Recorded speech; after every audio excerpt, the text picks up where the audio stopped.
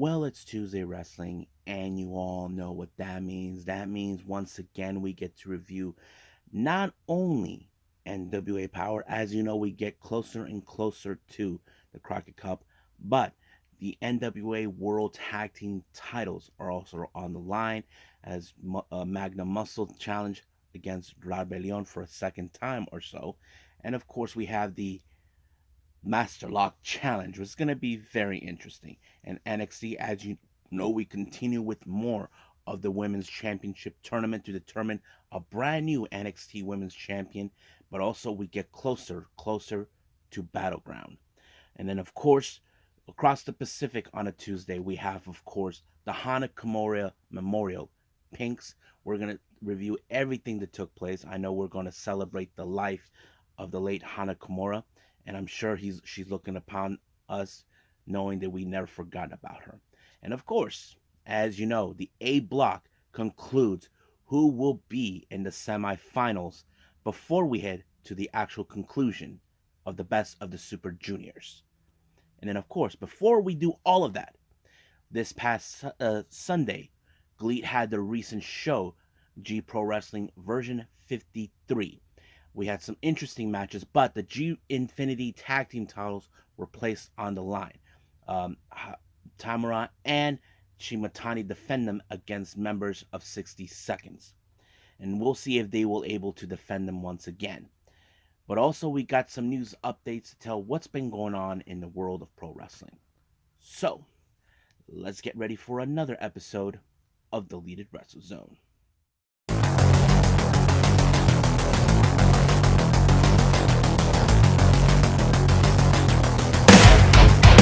Are you ready? Get up, get up! Get up, get up! Get up, get up! Get up, get up! Get up, get up! Get up, get up!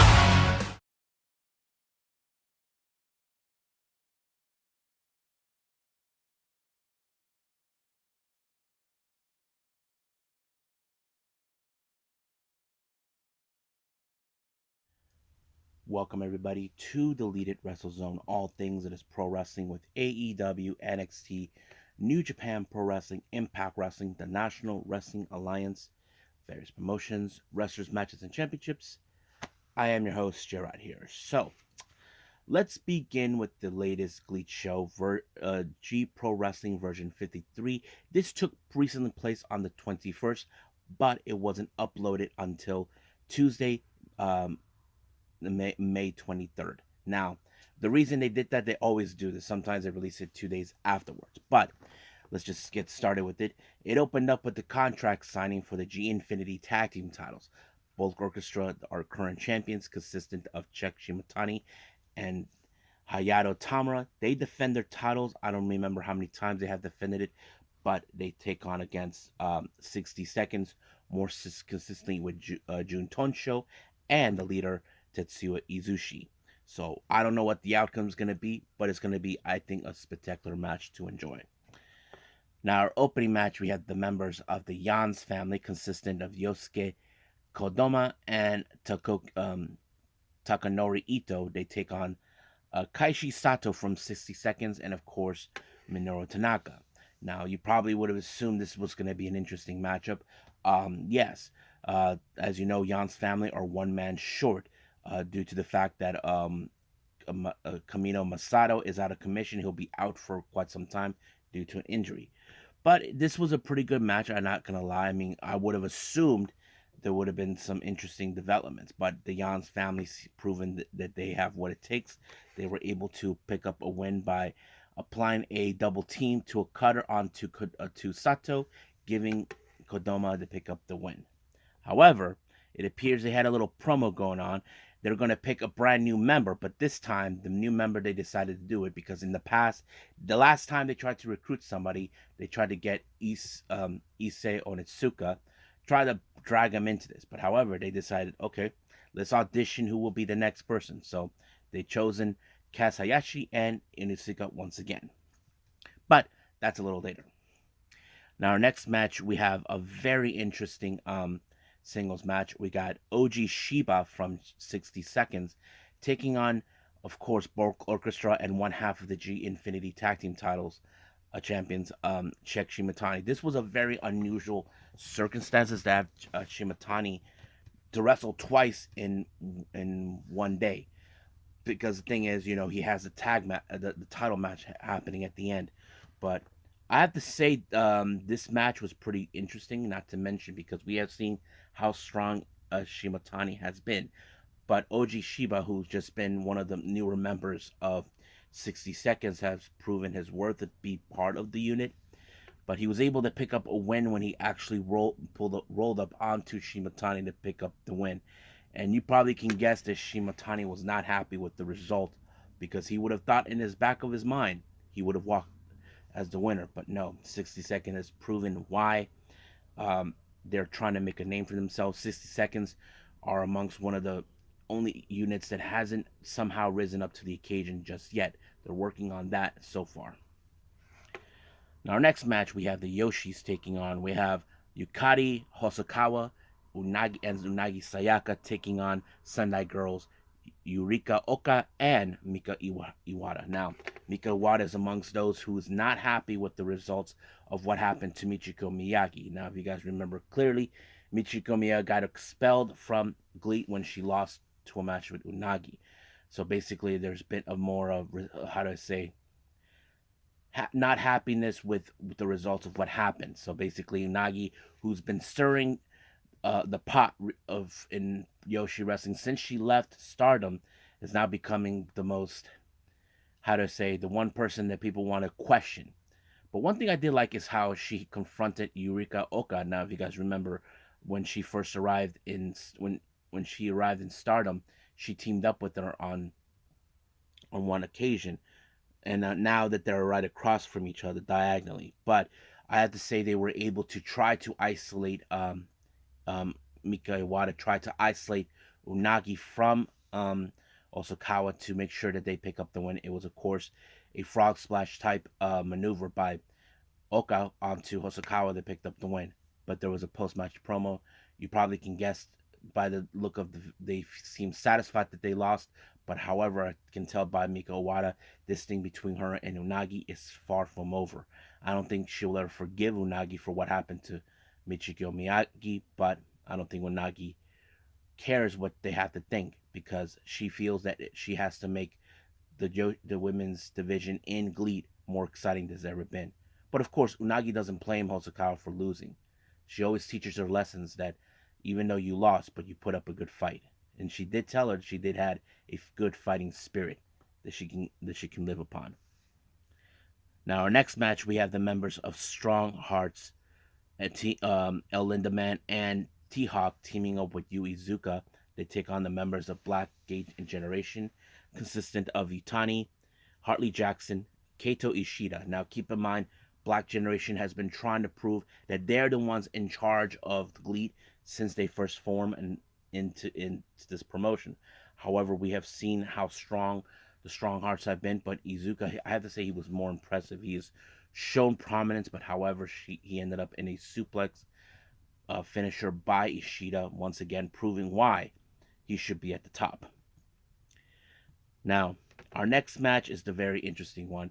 Whoever wins this match will become the newest member of Jan's family. So we have Ise Onisuka and Kaz Hayashi, while the members of the Jan's family, the ones that are still around, Ito and Kodama, they're watching. So I have to say it was a pretty good match. But however, in this end, it was, of course, a pinfall by Suka, naming him as the winner and the newest member of the Jan's family. I mean, at first he wasn't too sure, but it appears that maybe the Jan's family must have realized, okay, we came on the wrong way to recruit people. So basically, they should have known how to recruit people. That's their biggest mistake, but they were able to take care of it. Now, our next match, we have Soma Watanabe taking on the leader of Bulk Orchestra, Roichi Kawakami. I thought this match was very interesting because in my opinion, this match probably shown, okay, Kawakami would have been the winner of this match because since he is the strongest. But Soma Watanabe has been very impressive recently, picking up some good wins. But I have to say it was pretty amazing with Watanabe what he did. He picked up a good win, but he decided to nail the coffin on this one with Kawakami when he actually applied the 450 splash, not once but twice, giving him the win. But now it becomes the question about Sakamoto. Is Kawakami a strong leader? That's the thing that we haven't seen yet, but we will get to that at some point in the future. Now, our main event is the G Infinity Tag Team titles. We have 60 Seconds, Jun Tonsho and Tetsuya Izushi taking on Bulk Orchestra's Check Shimatani and uh, Hayato Tamura. I thought this match was amazing. I mean, 60 Seconds, they should be right now heading to the top of the mountain as much as possible. Some people consider them as the weakest of all the units that were ever formed. I mean, the first unit was formed was Stronghearts, and then after that, Bulk Orchestra, 60 Seconds, and of course we had the Jans, the BGI, and then of course Jan's family. But I have to say it was pretty impressive. But however, in the end, it was of course a crucifix bomb by Shimatani onto Tonsho to pick up the win, retained the titles. And of course, there's a very interesting promo going on with our current champions, and I thought it was pretty good. But however, it seems like maybe there's some discord amongst the ranks in Bulk Orchestra more consistently with the leader himself, Kawakami, and we'll see what just happens then. I think that's pretty much it for this particular one. I believe it's time to move on with the Hana Kimura Memorial Show, Pinks.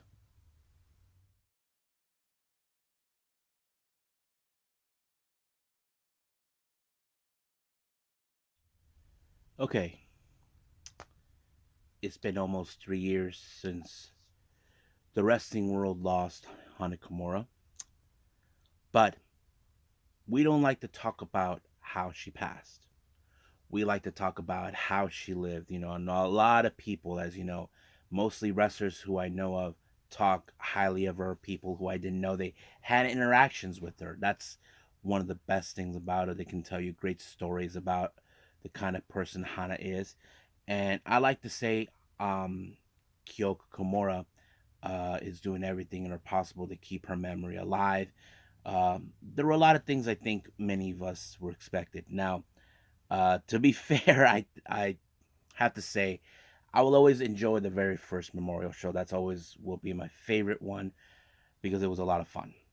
But we'll see how this one turns out. So let's get to it. The opening match, I have to say, what a great opener. I have to say, Miyuki Takase versus Sario Inoue. I have to say, what a great opener. I think this is one of my three favorite matches from this particular show. I was impressed. I mean, I know these two ladies have come across each other in the independent since they're both freelancers. I just loved it completely. Now, I wasn't too sure how this was going to end, but surprise to surprise, it was Sario Inoue who picked up the win when she applied the pottery in this particular match. I was like, hands down, great match. Now, the next one, we had a bit of a battle royal. Now, I lost track who was in this dang match. I mean, look, just to be fair, I just don't know how this was going to go upon, to be honest. But I saw many wrestlers. I think some of them I might recognize them from last year. Others I don't know. Some of them were doing like a beach vibe or something like that. But I can tell you who won this particular show. It was Jaguar Yokota who picked up the win. Um, Not a bad choice, but yeah, I think it was pretty good. Now our next match, this one's a very fun one. We have um, Sakura Hirota, who is doing the cosplay of Hana Kimura. Now, she had a mystery opponent. Now, we don't know who it was. I think there was a lot of speculations on this particular one, who was X, and it turned out to be none other than the king himself, Murder Grandpa Minoru Suzuki. I thought this match was great. I mean, come on. I know that those who ever seen, that she's a funny comedic wrestler you get to see. I don't know what else she was gonna do, but however, you don't want to piss off Grandpa, especially if he's a murder Grandpa. But one thing that it was very interesting is how um, Suzuki had her right in the Gotch style pile driver. Instead, she taps out because she was about to get her lights out. Even I think Suzuki was confused. Like, I haven't even applied the style Scotch pile driver. So you probably would have think that she maybe was afraid. But luckily, she got away with it with throwing Minoru Suzuki out of the ring. But Lexi, you needed to piss him off even further. So, but yeah, but at least Minoru Suzuki won. That's the one thing that probably matters. Now, our next match is a four-way tag match. Team number one, we have Ram Kaicho teaming with Yuko Miyamoto versus Minoru Tanaka and Kengo versus Somoko Kato and Ryo Mizunami versus Yumi Ozaki and Masao Hanabaka. Now, this match, well, truth to be told, I wasn't too pumped for this particular match, but it was a lot of interesting. For some odd reason, Ozaki's partner was not cooperative, but um, he teams up with Mizunami and Kato. I thought, what the hell is this? But however, because of this, it did allow for uh, excuse me, for Mizunami to pin Miyamoto to give her and her team the win. I thought it was interesting, but I wasn't too pumped for it. However, the next match I was pumped. We have a somewhat of a Tokyo Cyber Squad reunion. We have Rina, Def Yamazan, and Konami making their presence. They take on Natsupoi, Asuka, also known as Veni, and of course Suri. I thought this match was a lot of fun. Now, when you ask me, those who are new to the channel, you probably ask me, why did I say a somewhat reunion of the Tokyo Cyber Squad? Um, Prior before Hana Kimura passed away, she formed a unit. Now, the unit was known as International Army or something, but however, it was renamed into Tokyo Cyber Squad. Rina was amongst them. If you guys ever notice, Rina does have like the emulation of Hana Kimura. She likes to try to look like her in order to keep her memory alive, which is not a problem. And of course, Def Yamazan was part of the of Def Cyber Squad. Everybody knows her saying that when Coyote Yama steps into the building, she transforms into this evil demon. And of course, Konami was handpicked by Hana during a draft in 2019 to join. And of course, with her and Joan Kiona and everybody else, if they found success. But the other ladies like Natsupoi and Asuka and Suri, they did have some interaction with Hana Kimura prior to then. There's a photos where you see Natsupoi and Hana interacting, same thing with Asuka and everybody else. But I thought this match was pretty good. There was a good moment where, of course, Tokyo Cyber Squad had Natsupoi right in the ring, and of course, Joe Kiona joined in on fun, and they did the thing, yes sir. So I thought it was fun. But however, in the end of this match, it was of course a somewhat of a brain buster by Asuka to Def Yamasan to pick up the win. I thought it was pretty good. I think this is this is one of the three of my favorite matches of the night. Now our main event, this one is one I think we are all expecting. We have Mika Iwata from Sendai's. She teams up with Miyu Momono from Marvelous. They take on the return of Suri, formerly known as Saray from NXT, and her tag team partner is the living legend Aja Kong. I thought this match was going to be so cool because I recently Suri has been making appearances in various promotions of late, and I did not know she was going to appear in this one, but it was great that she did. Um, I have to say it was really awesome to see. But in the end, it was of course Aja Khan with the back fist onto um, who was it? Aniwata picking up the win. Now, as always, we see like things going on in the end, like saying thank you to the people who kept Hana's memory alive, and they brought in two of her outfits. Like I think these are the ones that she used during her Tokyo Cyber Squad days before she passed. But like always, we have at the end of the video where we see many people. I mean, if you guys remember, the first show was called Matinee. Everybody sent a video saying Matinee, Matinee. We had like Kenny Omega, um, many other wrestlers even did the same thing with Bagus. And now we get to see that. We have, oh, of course, Sasha Banks did it too. I'm sure many people might have thought that she was going to show up for this particular show, but due to the ankle injury she obtained 2 days before, probably must have prompted her not to show up. But of course, Kyoko Kimura might have understand the situation if that was the case, if she was planning to show up. But I think that's. But of course, I did like how everybody did the pinks. I did not cry in this particular one. I don't know why. I mean, the first time it did that, I cried. I literally did, but not this time. But to be honest with you, I felt more like the matches were the ones that got my attention the most. I mean, the first match and the last two matches were my top three favorite ones of the night.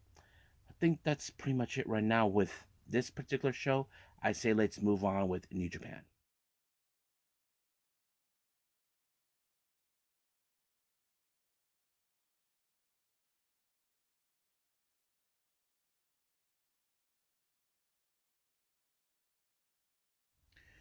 Okay, and New Japan Pro Wrestling. My bad.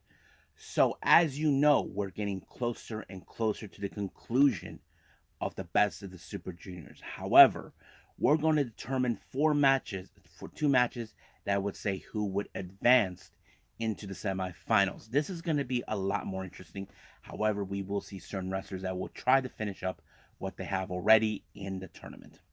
Now, we have some of the non of the tournament matches, so let's start with those.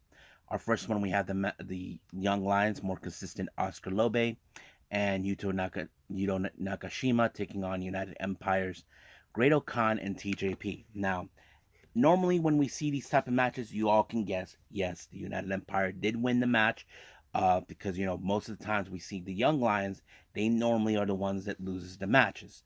But it does give them a little bit more character to build up on their wrestling craft as much as possible with the limited resources they get from their instructors. But it was Great Khan who picked up the win when he applied a pinfall onto Nakashima, and it was over right from there. So let's move on. The next one we have TMDK, Kosa Fujita and Robbie Eagles taking on Rohei Oiwa and El Desperado. You know perfectly well that this match is going to be a very interesting one because both sides, they both got young lions, but Kosa Fujita, who thinks he's all that, since joining TMDK, he basically has been very impressive. But however, uh, Robbie Eagles has dealt with Desperado in the past in singles competition, but it was, of course, El Desperado with El Numero Dos onto Fujita that forced him to tap out. So that's how it rolls. Now, our next match, I believe we have Bullet Club members Ghetto and Clark Connors taking on the United Empire more consistently with Dan Maloney and Francesco Akira. So this is a very interesting matchup. I I don't know exactly because, as you know, Clark Connors has a much bigger attitude. Basically, you got three guys who have bigger attitudes, but two of them are in the same team. I'm talking about Maloney and Akira. But in the end, it was the speed fire by Akira onto Ghetto to pick up the win. But you can tell that this is not over between Clark Connors and those guys. Next up, we got Master Wato, Kevin Knight, and Yo taking on three of just five guys. We have Taka Michinoku, Yoshinobu Kanemaru, and Taichi. I thought this match was pretty great. I thought it was interesting. But however, the one thing I did like is how Kanemaru was able to isolate Yo from the match. But that wasn't enough because in the end, it was, of course, Kevin Knight with the spike DDT onto Takamine Chinuku. That kind of ended right there. Now, let's get to the matches involving in the best of the Super Juniors with the Junior, we have Block A. So I think we have four matches in this one. Our first one, we have Ryosuke Taguchi versus Kushida. I don't know when was the last time these two has ever faced, but however, I thought it was a pretty good, impressive match. Now, both these guys didn't do so well in the match, but they had a great some performances. But in the end, it was, of course, Ryusuke Taguchi with the Omae and Grand Ankle that put away Kushida. I have to say, I don't know what's going on in this picture with Kushida. I mean, he's supposed to be one of the best junior heavyweight competitors in New Japan, but Taguchi was the one who beat him. Next one, we have Sho versus Doki. But at the start of the whole thing match, you know Sho is full of shit. He's trying to get himself out of situation that he doesn't want to wrestle Doki. He brought in Roiwa dressed up at wearing the mask of Doiki, but Doiki once again we saw the same situation we saw with Hermu.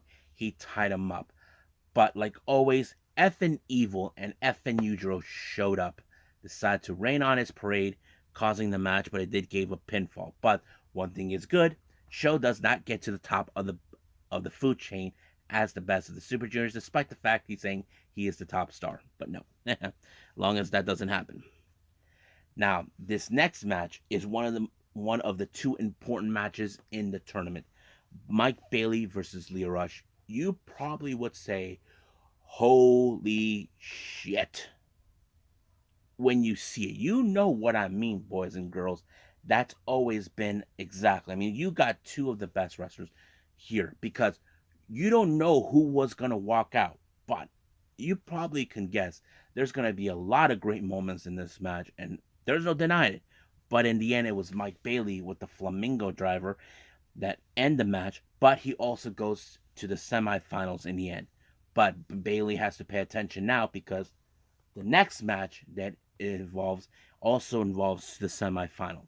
But this one's a much interesting one because Naito comes up, the leader of LIJ shows up, heads to the commentary, and as you know, probably the reason he's there, you all can guess it, is a LIJ showdown between Titan and Hiromu Takahashi.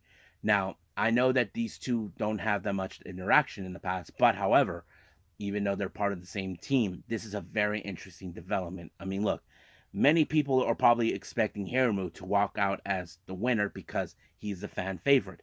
But Titan has shown a lot of promising since he first arrived in New Japan. You probably can guess it. But man, what a great match. But however, it was Titan with the Llave Immortal that put away Hiromu. He advances into the semifinals and he will face Mike Bailey. So this is going to be great. I have to say the show was amazing. I think having Mike Bailey and Titan there are now in the semifinals. I think Titan has what 12 points, Mike Bailey 14. I'm not sure, but yes. So these two make it all through, and I'm sure the next show will feature the Block B, which is something we definitely got to pay attention to. So I think that's pretty much it right now with New Japan. Let's move on with NWA.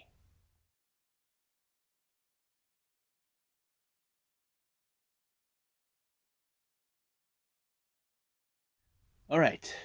As you know, we get closer and closer to the Crockett Cup by the NWA.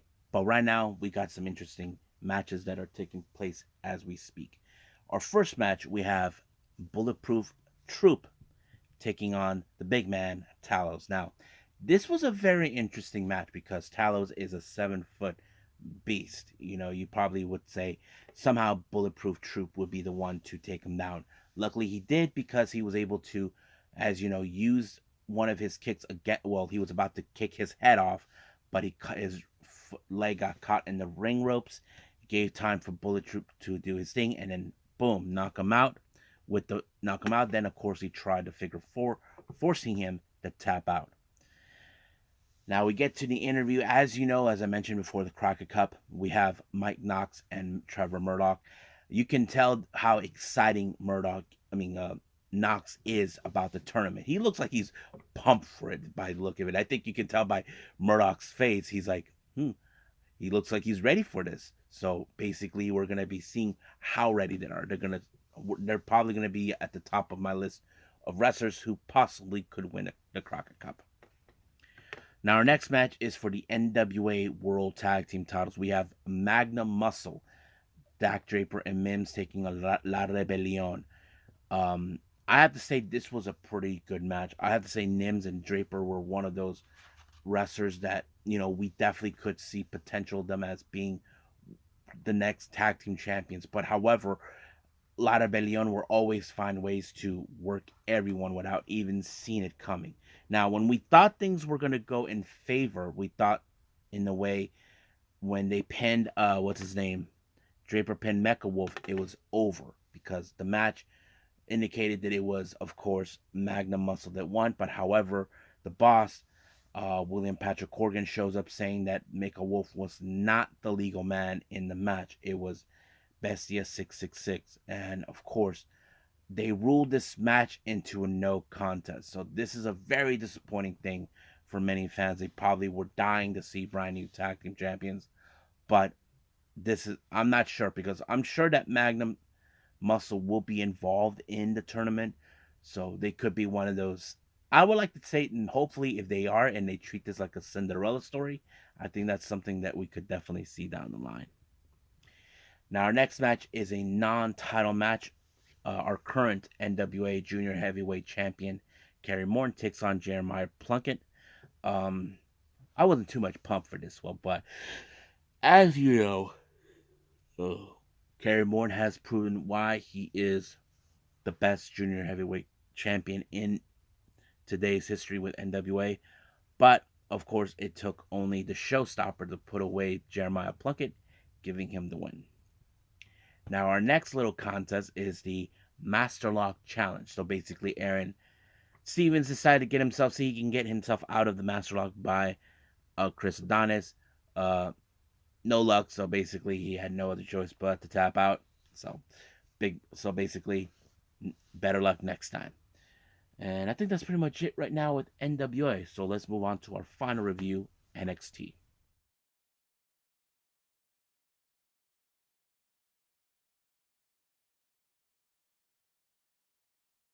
Okay, our final review, NXT. Now, as you know, we continue with more of the Women's Championship Series tournament. Actually, we have Lyra Valkyria taking on Cora Jade. Now, this is a bit of a interesting storyline between these two. Now, if you guys remember, it was Lyra Valkyria last year that threw Cora Jade off the Battle Royale, and she tried to eliminate her not once, not twice, but maybe three times to do so, but unsuccessful. So basically, as you know, Cora Jade, who claims she is the true savior of NXT, will do everything in her power to ensure she wins. But Valkyria, who's been proven why she is should be at the top, has demonstrated countless time until she picked up a pretty good win against um, Cora Jade. But Cora Jade decided to be a sore loser and try to take out Lyra Carrier by whacking her in the knee. However, according to a medical update that they put it later, it seems like it's swollen, but doesn't seem like there's anything damaged within the bone or any other things that made six function. So hopefully she'll be fine before she gets to Battleground or something. I'm not sure, but we'll see. Now, as you know, we saw a very interesting. Last time we saw Dijak decided to attack Dragunov when he first arrived, but now it's Dragunov did the same thing. I thought this match was so crazy. So they've been going at it back and forth between them that they won't break each other, no matter how much damage they put in. Now, our next match, we have Axiom taking on the gigantic Daba Kaito. Now, was something that, of course, we know Axiom seems like he could try to calculate a way to pick up a win against a guy like David Kaito, but however, it didn't do any well for him because he got into a choke slam, power bomb, whatever it was. It did gave him the win, but however, Kato decided to punish him even further. But out of nowhere, a familiar person from Axiom Past shows up to give him a happy hand, and that is, of course, Reggie shows up. It's still unclear why he just all of a sudden showed up, but he just did. Probably we'll get more of that possibly next week or so. Now, last week we saw Tony D'Angelo, who was having dinner with Stacked, was taken by police officers or law enforcement, and all of a sudden they were interrogating him.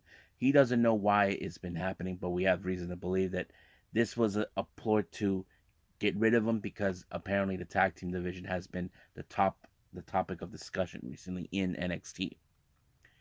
Now, speaking of that, we have the Gallus boys show up, do a little promo. until they were interrupted by none other than the Creed brothers, Julius and Brutus, and then of course, um, it was the numbers games, but Stacks showed up. Now it's no secret that there is talk that possibly the Gallows boys had something to do with what happened with Tony D. So Stacks decided that he's going to step up to back them up, and hopefully that maybe if they do win against Gallows, they do get a shot of the titles. But we'll see how that goes down. Now, during an interview, Wesley is still dealing with the whole thing about what happened last week. Now, keep in mind, Joe Gacy believes that Tyler Bates' attentions were met when he applied of course, that he wants the NXT North American title. That is something that's been very clear from day one. However, Tyler Bates tried to talk to him that yes, that's how it is. That it was the intentions of it. But we'll see what happens then because Tyler Bate challenges Eddie Thorpe. Of course, Wesley was right there watching, but it was a pretty good match. Um, Basically, this is Eddie Thorpe. I don't know if I think he's undefeated in NXT Level Up, but I'm not sure about NXT itself. That's the thing. I'm not 100% sure. I don't know if you guys know this, if he's already wrestled in NXT. I'm trying to remember if he did, but it's been a while since I've been following more.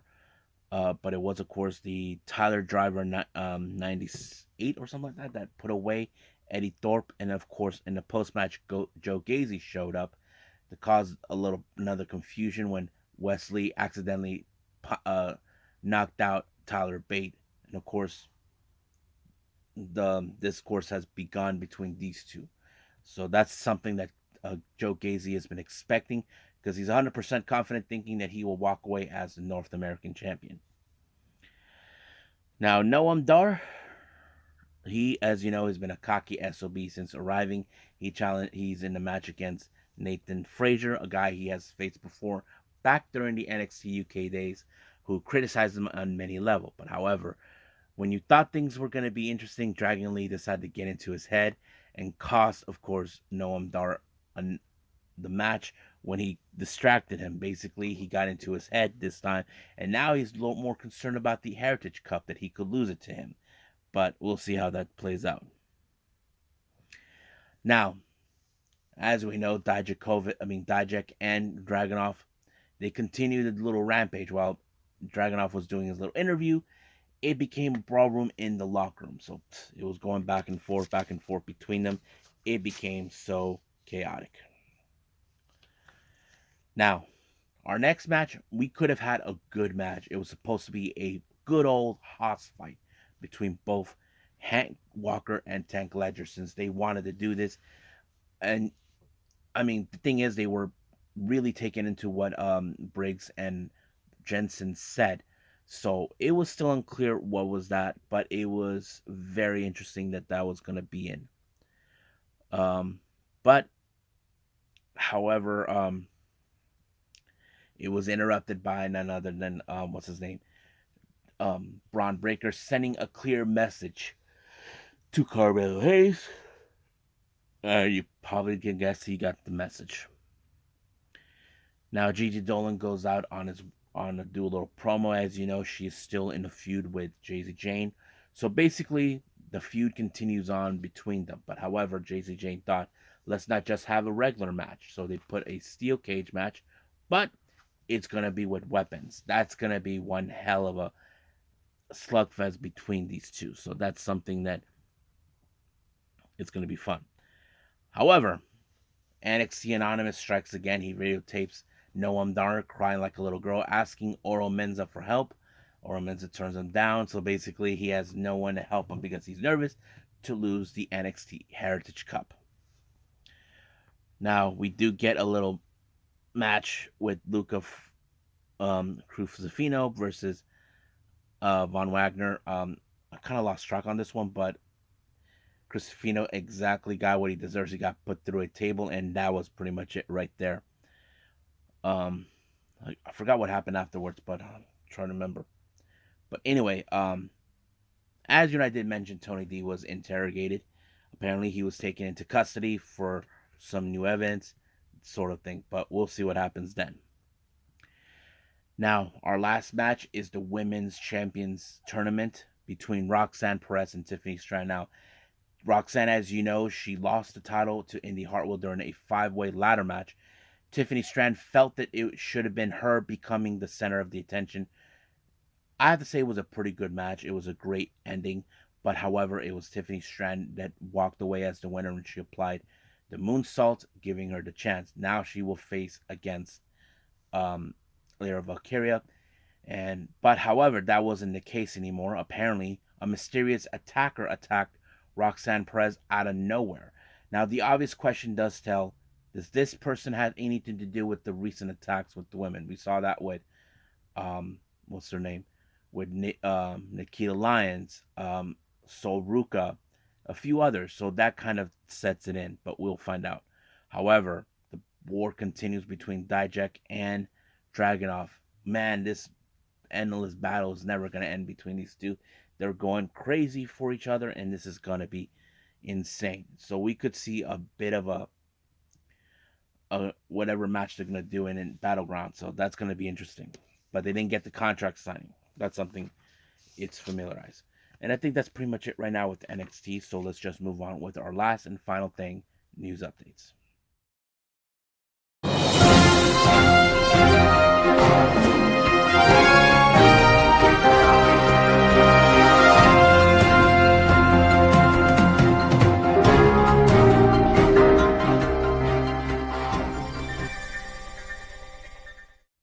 Okay, welcome to our news updates. Now, this is what we have so far. Now, these two articles came into Fightful Select, which is I felt we definitely had to put out. Cassie Lee, you may know her as Peyton Royce from WWE, has announced that she will be heading back to Australia, her native country, to appear at the World Series Wrestling, which is a promotion down in Australia with their event called Full Throttle. Now, I don't know when was the last time she's ever wrestled in Australia, but this is a good thing. As you know, she is stepping a little bit out of her comfort zone because we remember her them as the Iconics, I forgot what was the inspiration, that sort of thing. I know many people often talked about what they were being doing the like solo wrestling, singles wrestling. I think this is probably a good start for her. As you know, recently she had a baby with her husband Sean Spears. Um, Looks more like Spears is going to be babysitting the kid for a while until she goes back to her home country. So we'll see what happens then. Now, our next article from Fightful Select, Fred Rosser revealed that he would like to face either CM Punk or Chris Jericho at Forbidden Door 2. That's something interesting to talk about. Now, I know some of you are saying, is Fred Rosser with really New Japan? Yes, he is, and it would make more sense to have him. But the obvious question, who will be the ones to face him at Forbidden Door? That's the obvious question. Now, for our GCW updates, we have, of course, for the Lifestyle event on the 25th, which is this weekend, Zack Sabre Jr. will be making his appearance, but there's no indication who will be his opponent. But I'm going to say possibly when we get there, it may be shown. For the Cage of Survival 2 on the 4th of June, we have Matt Cardona and Steph Lander taking on the Kirks. That's right, Casey Kirk and Brandon Kirk. I have to say this is going to be a really interesting match to watch. For Mastermind, we have Blake Christian versus Adam Pearce on the 24th of June. That's going to be interesting. And of course, for the July 8th on the Cleanup event, it was announced that Richard Holiday, who is now a free agent, will be making his appearance at GCW. So this is going to be interesting. Now, for JCW's After Hours 3 on the 3rd of June, they announced that there's going to be the Battle Bowl ring at stake. Alec Price will defend it against Jimmy Lloyd. For the West Coast Pro Crew Summer event on the 8th of July, Masha Slamovich will be making her appearance. The fight with Wrestling with Your Nightmare, we're going to have Nicole Matthews versus Ali Catch. New Japan has announced for the New Japan Academy showcase that will be displaying on the 10th. Now, it's still unclear if they're going to put it on the demand. I'm not sure yet. There's been talk about this a while back, but we'll just wait and see what happens. Now, this one is the last minute that I added before I started making this video. DDT's very own Saki Akai made an interesting press conference and announced that after 10 years with the company, she is officially retiring. So basically, this is something we have seen before in the past.